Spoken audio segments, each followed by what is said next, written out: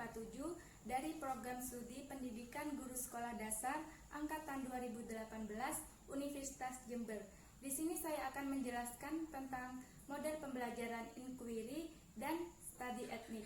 Jangan lupa ditonton dan selamat menyaksikan.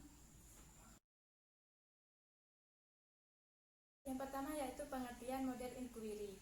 Inquiry sosial merupakan suatu metode pendekatan yang bisa digunakan untuk pendidikan ilmu-ilmu sosial. Perhatian mereka tertuju pada suatu perbaikan dalam masyarakat dengan memberikan solusi terhadap masalah-masalah sosial. Pandangan mereka dilatar belakangi oleh kondisi umum dari budaya mereka. Yang paling penting adalah tujuan utama dari pendidikan adalah perenungan tentang nilai-nilai dan isu-isu yang sedang berkembang saat ini. Yang berikutnya yaitu langkah-langkah dalam pendekatan inquiry sosial.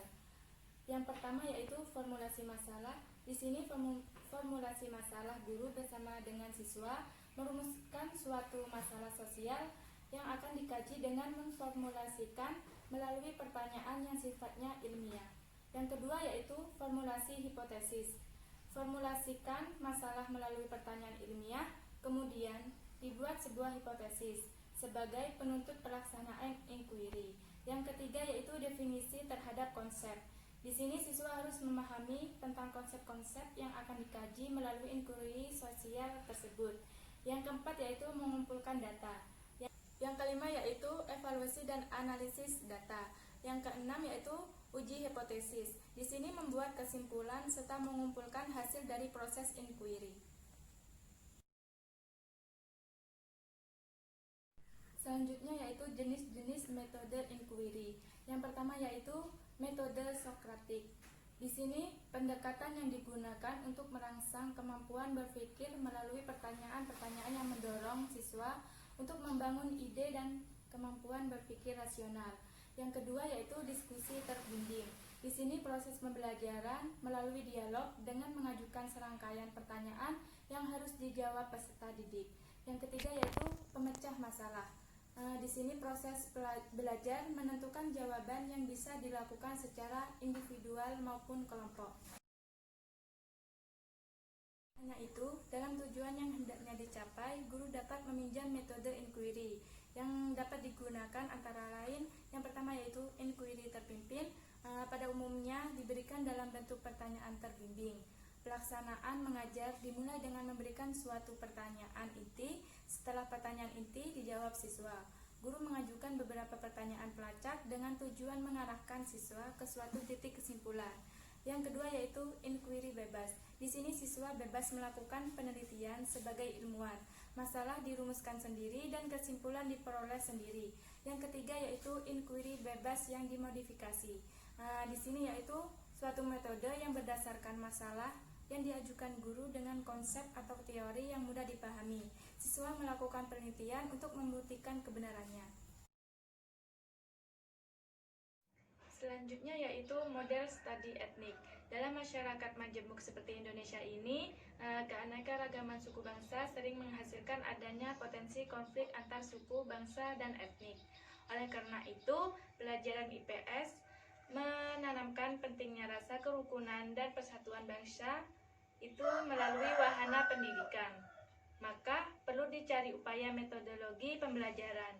Salah satunya yaitu model pembelajaran multi-etnik. Model pembelajaran ini menumbuhkan kembangkan pengetahuan tentang suatu kelompok etnis tertentu. Asumsi operasionalnya adalah menambahkan pengetahuan tentang kelompok etnis dan diharapkan dapat menumbuh kembangkan sikap positif.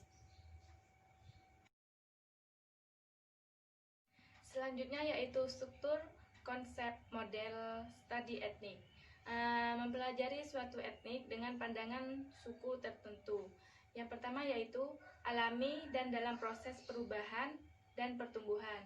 Yang kedua yaitu suatu suku diatur oleh sistem nilai dan kepercayaan.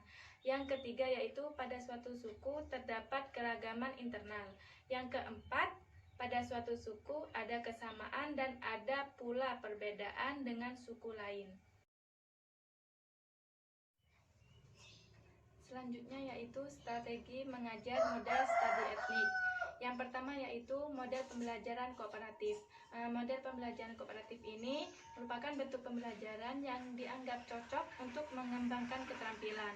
Di dalam pembelajaran kooperatif ini, siswa belajar bersama dan berkelompok kecil, saling membantu satu sama lain.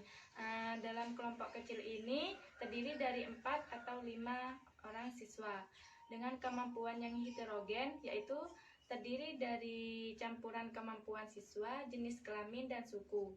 Suasana pembelajaran seperti ini bermanfaat untuk melatih siswa menerima pendapat yang berbeda dan bekerja dengan teman yang berbeda latar belakangnya.